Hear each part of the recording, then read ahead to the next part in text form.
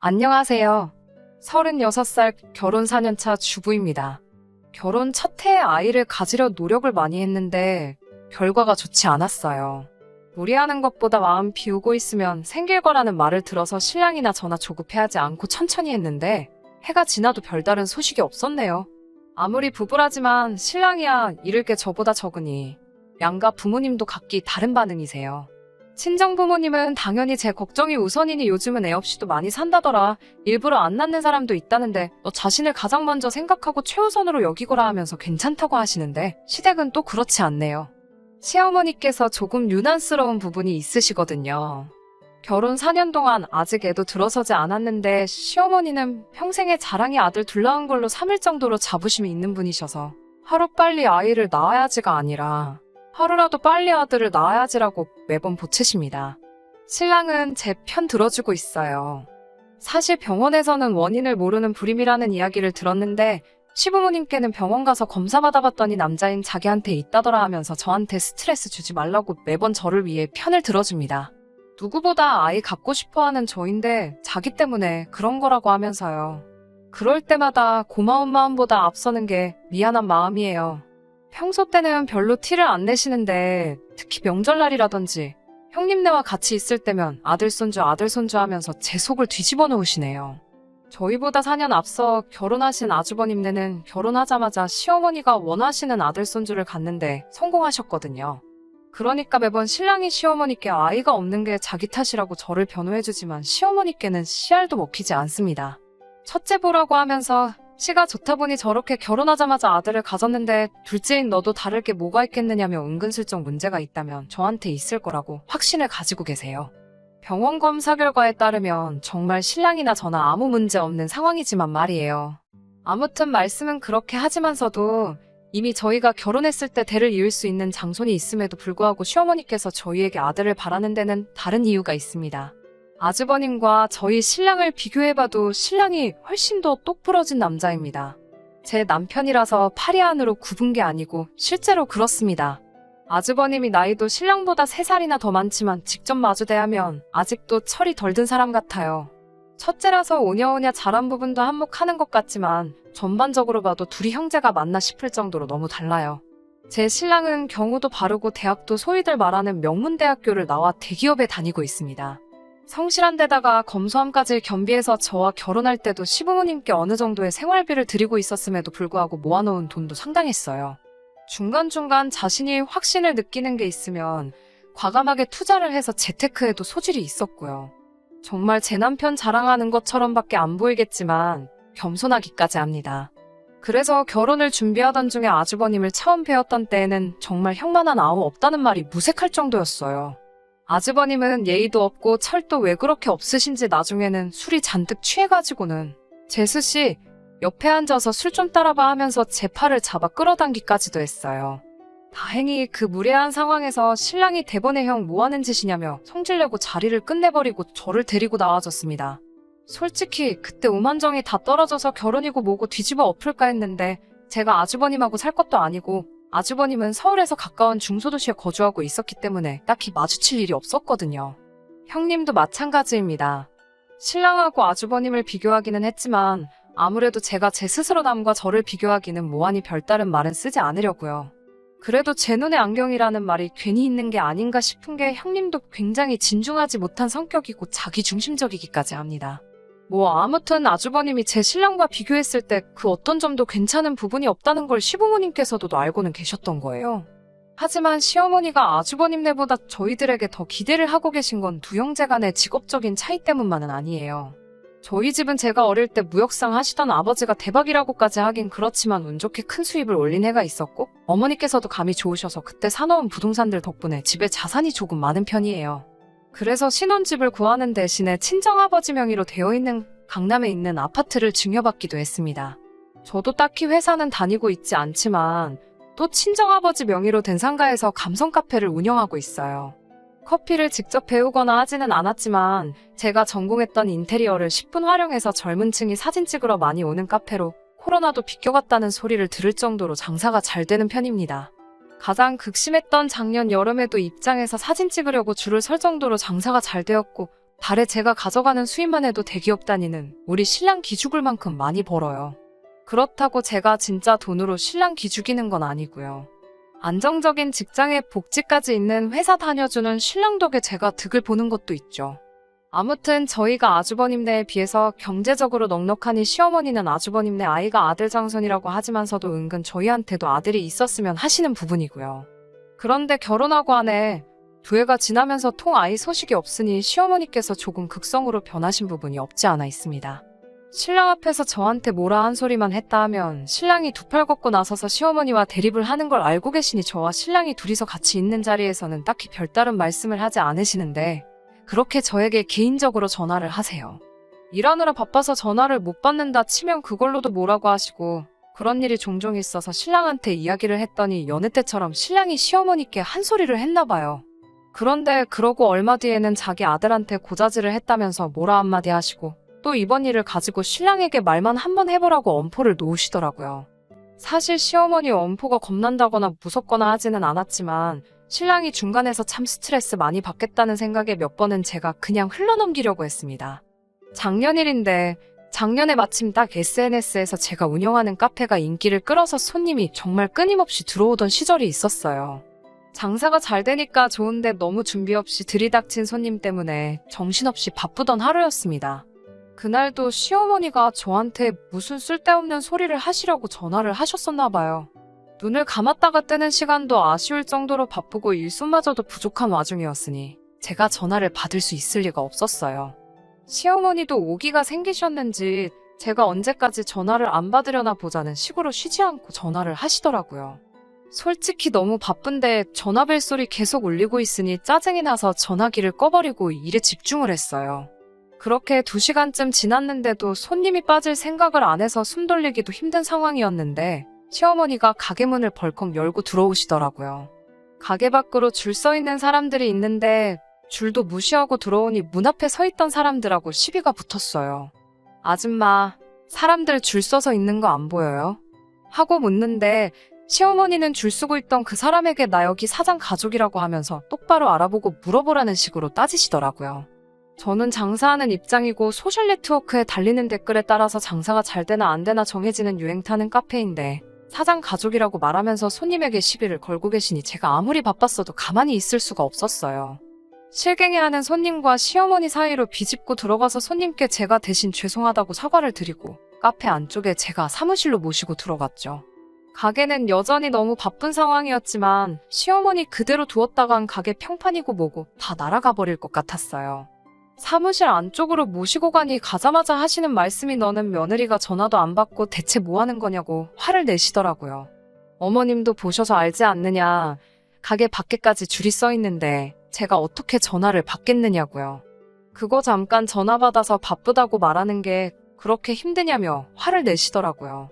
그 부분은 제가 잘못했다고 죄송하다고 사과드리면서도 정말 그 정도로도 시간이 없었다고 말씀드렸지요. 시어머니가 제게 뭐라 한마디 하려는 찰나에 홀에서 저 빠져있는 동안 혼자 고군분투하던 직원이 하다가 안 되겠는지 저를 크게 부르더라고요. 그래서 어머님이 말씀하시는 와중에 금방 돌아오겠다고 다시 매장으로 뛰쳐나갔어요. 한참을 카운터 안쪽에서 음료수 만드느라 계산 도와주느라 정신없이 일을 하고 있었어요. 시간이 얼마나 지난지 모르겠는데 사무실에서 느닷없이 시어머니가 나오시더니 어쩜 어른을 기다리게 만들 수 있냐고 한 소리 하시더니 더 이상 못 기다리겠다고 하고 가시더라고요. 정신없는 와중에 그냥 가신다니 고맙기까지 할 정도였어요. 그날 카페 문을 닫으니 진이 빠져서 집까지 운전하고 돌아올 기력조차 없더라고요. 차 안에서 잠깐 숨 좀 돌리고 있다가 그래도 직접 오기까지 했는데 시어머니 그냥 보낸 게 마음에 걸려 전화를 드렸지요. 시어머니가 제 일터까지 찾아온 이유가 참 충격적이었습니다. 전화를 해도 제가 안 받다가 얼마 안 있어서 전화기가 꺼졌으니 그게 너무 의심스러웠다고 하시더라고요. 신랑하고 저 사이에 아들이 안 생기는 이유가 제가 혹시 딴 남자를 만나기 위해서 일부러 애를 안 갖고 있는 거라고 생각하셨다고 하시네요. 참 실망스러워서 그게 무슨 말씀이라고 하려는 찰나에 뱉으신 말에는 사과는 안 하시고 오늘 보니까 장사가 좀 잘 되는 것 같던데 얼마나 버냐고 물어보시더라고요. 저도 그 순간 짜증이 나서 그랬는지 돈 가지고 어머님 기라도 죽여보려는 생각에 원래도 신랑이 버는 것보다 많이 벌었는데 이번 달에는 특히 장사가 더 잘 돼서 신랑이 2달치 벌어오는 것보다 훨씬 많이 벌 것 같다고 말씀드렸죠. 결혼 전에는 카페 그거 돈이나 되냐면서 무시하시며 대기업 다니는 신랑 얻은 게 제 평생의 복인 것처럼 말씀하시더니 제가 얼마 버는지 알고 나시니 그래 하면서 놀라시더라고요. 제가 생각이 얼마나 짧았었는지 괜한 소리를 해가지고 일을 크게 만든 것 같습니다. 며칠 지나지 않아서 가게에서 일하고 있는데 아주버님이 찾아오셨어요. 어쩐 일로 여기까지 오셨냐고 했지요. 왜냐면 아주버님 사시는 곳이 대중교통은 다니지만 서울이 아닌 곳에 있어서 강남까지 오시려면 2시간은 좋게 걸리는 거리거든요. 아주버님이 알 수 없다는 표정을 하면서 제가 불러놓고는 무슨 소리를 하는 거냐고 짜증을 내더라고요. 그러고 나선 어디론가 전화를 거시더니 한참 뭐라뭐라 서로 대화를 나누다가 전화기를 저에게 바꿔주네요. 상대방은 다른 사람이 아니고 시어머니셨어요. 저번에 왔을 때 보니 가게가 일손이 많이 필요할 것 같아서 아주버님을 보냈다는 알 수 없는 소리를 하시더라고요. 아무리 제 카페가 원두를 업체에서 받아와서 하고 있기는 하지만 음료수들 일체 다 각각 고유한 레시피로 정성 들여 나가는 곳이거든요. 그런데 카페도 잘 모르는 아주버님이 오셔봤자 도움될 것도 없고 오히려 숙련된 직원들 동선에 방해만 될 뿐이었어요. 그래도 신랑의 오빠인데 문전박대 할 수는 없으니 계산대 보는 법이라도 알려드리고 그 부분만 도와달라고 부탁드렸죠. 그런데 시작한 지 30분도 안 돼서 입이 대빨 나와서 지루하다 궁시렁대고 열심히 일하고 있는 직원들한테 커피는 믹스커피가 제일 맛있는데 5,000원씩 내고 음료수 사 먹는 사람들이 참 이상하다는 재미없는 농담이나 하고 있더라고요. 잠깐 자리를 비웠길래 어디 갔나 했더니 밖에 덥다고 가게 화장실에서 담배를 피고 나오더군요. 정말 혈압이 올라서 쓰러질 뻔했습니다. 웬만하면 시어머니와의 일들은 신랑 중간에서 불쌍해 보여서 한동안 제가 스스로 누르면서 지내왔는데 이날 일은 말을 하지 않을 수가 없었어요. 신랑은 자초지종을 듣고 두 사람 다 미친 거 아니냐고 곧바로 전화를 걸더라고요. 어찌어찌 아주버님이 일하시는 건 없던 일로 하기로 했는데 다음날 신랑 출근하고 저도 출근 준비하는데 시어머니한테서 전화가 왔습니다. 그걸 그새 아들한테 고저지를 했냐며 또 성질을 부리시더라고요. 신랑이 화나 있던 것 때문에 대답만 그렇게 한 거지 아주버님을 제 가게에서 데려다 쓰라고 강요를 하시더군요. 그 이유가 더 어이없었어요. 제가 언제라도 아들을 갖게 된다면 일을 하지 못할 것 아니겠냐고 그렇다고 그 많은 돈 버는 거 아주버님한테 월급을 700씩 주면 어떻겠냐고. 놀랄 틈도 없이 무슨 월급을 700씩 주냐고 했죠. 당장 가게에 혼자서 다 도맡아 하는 직원이 그거 반도 못 받고 일하는 건 알고나 있으시냐 말하니 가족끼리 서로 도와야지 가족한테 주는 돈이 아깝냐고 하시더라고요. 자꾸 태어나지도 않은 아들 운운하시면서 제가 앞으로 육아 때문에 일을 못하게 되면 자기 가게인 것처럼 신경 써줄 사람이 아주버님 말고 또 어디 있겠냐라고 하시면서요. 더 말도 하기 싫어서 딱 잘라 거절하고 그럴 일은 없을 거라고 말씀드렸어요. 신랑한테 말하니 신랑도 잘했다고 너무 마음 쓰지 말라고 말하더라고요. 그 뒤로 그냥 저도 가족으로서 며느리로서 할 도리만 하고 지내고 있었어요. 거리를 두려고 하는 걸 눈치채셨는지 시어머니도 그때부터 저희에게 아들 낳으라는 말 따로 안 하시고 명절날이나 가족들 모이는 일이 있을 때 대놓고 아주버님네 더 챙기면서 편애를 하기 시작하셨죠. 서운한 마음이 없었다면 거짓말이겠지만 그래도 크게 신경이 쓰이거나 하지 않았어요. 워낙 방법이 유치했으니까요. 오히려 해방된 것 같아 마음 하나만큼은 편했죠. 그렇게 거리 두면서 별탈 없이 잘 지내고 있었는데 시어머니가 아주버님하고 형님 대동해서 저희 집까지 찾아오셨습니다. 연락도 없이 오신 터라 주변에서 배달 음식 몇 개 시켜다가 후다닥 상 차려내고 저녁 식사를 하고 있는데 정말 말도 안 되는 요구를 하시더라고요. 식사 중에 뜬금없이 맹모삼천지교라는 걸 알고 있느냐고 하시길래 무슨 말을 하시려나 했더니 이제 아주버님네 아이가 초등학교에 입학할 나이가 되었으니 더 좋은 환경에서 교육을 시키고 싶다고 하더라고요. 의도를 모르니 조기 교육이 중요하다더라. 좋은 결정인 것 같다 뭐 이런 식으로 장단 맞춰주고 있었는데 무슨 계획이라도 있는 줄 알았더니 대뜸 하시는 말씀이 저희는 월세방을 구하던지 해서 나가 살고 지금 살고 있는 이 집을 아주버님네 아이가 대학교 들어갈 때까지 살게 너네가 양보를 하라고 하시더군요. 어이가 없어서 자식 교육 좋은 데서 시키고 싶으면 월세방은 형님이 구해서 살면 되지 왜 우리가 이 집을 양보해야 하냐고? 이 집 결혼할 때 우리 돈 한 푼 들어간 거 없는 장인어른이 마련해 주신 집이다. 우리 가족 중에 그 누구도 이 집을 양보하란 말 할 수 있는 사람 아무도 없다고? 제가 말하기도 전에 신랑이 나서서 어머님께 큰 소리를 치더라고요. 그랬더니 형님이 월세방에 살면 아이가 무시당한다고 하더라고요. 요즘 애들이 그런 거 더하다고 학군도 중요하지만 인맥도 중요한 법이라면서 어려서부터 한 동네에서 같이 자란 친구들이 다 자기네 아이한테 좋은 재산이 될 거라고 설명을 하대요. 자기들이 월세방 같은 데서 살았다간 애가 앞으로 또래 친구들한테 무시당하고 미운 털이나 박히지 암만 공부를 잘해도 요즘은 인맥이 없으면 아무런 쓸모가 없다면서요. 뭘 믿고 저리 당당한가 했더니 시어머니 하나 믿고 저러고 있는 거더라고요. 장손이 잘 돼야 집안에 기강이 서는 법이라면서 너네는 애도 없고 둘이서 돈도 잘 벌고 있는데 이렇게 넓은 집에서 둘이서 살 필요가 뭐가 있냐고 다 가족이 잘 되기 위해 그러는 거니 저희가 반드시 양보를 해야 한다. 돈을 달라고 하는 것도 아닌데 뭐 그렇게 어렵게 구느냐 이런 식으로 말을 하더라고요.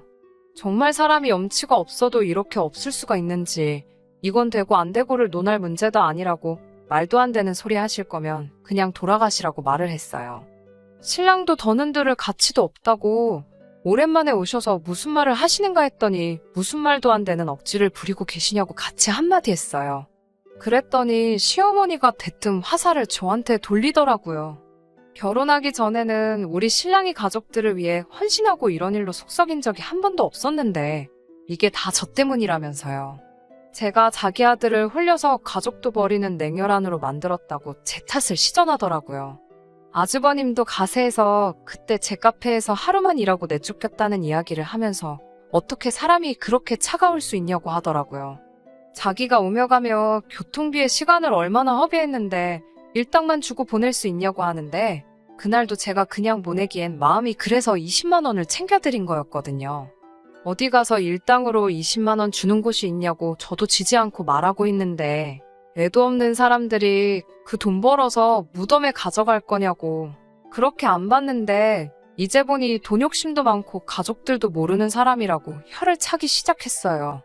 서로 언성이 커지고 있는 가운데 지켜보고만 있던 신랑이 소리를 지르면서 밥상을 뒤집어버리고 평소에도 어떤 일이 있어도 평정심 유지하면서 화 한 번 안 내던 사람이 그러고 있으니 아무리 가족들이라도 신랑 눈치 보면서 조용히 밖을 나가더라고요. 거실은 신랑이 엎어버린 밥상 때문에 개판이 되어 있었어요. 제가 치우려고 하는데 자기가 그런 거니 자기가 치우겠다고 잠깐 혼자 있고 싶으니 혼자 치우게 해달라고 부탁을 하더라고요. 방으로 들어가 있는데 아무 소리도 나지 않아 문을 살짝 열고 남편을 쳐다봤어요. 등 돌려 쪼그려 앉아 바닥을 치우고 있는데 신랑의 등이 살짝 떨리고 있길래 가까이 다가가니 울고 있더라고요.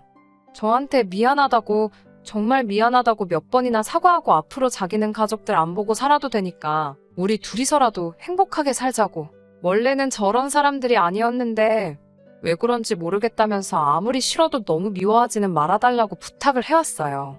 지금은 시댁 식구들하고 일절 연락도 끊고 안 보고 살고 있습니다. 가족의 연이란 게 그렇게 쉽게 끊어지지 않는다는 건 잘 알고 있어요. 지금 그 누구보다도 신랑이 가장 힘들겠지요. 그동안은 걱정이 앞서서 시험관 같은 시술은 생각도 해본 적이 없습니다. 그래도 이번에는 용기 내서 시도해보려고 해요.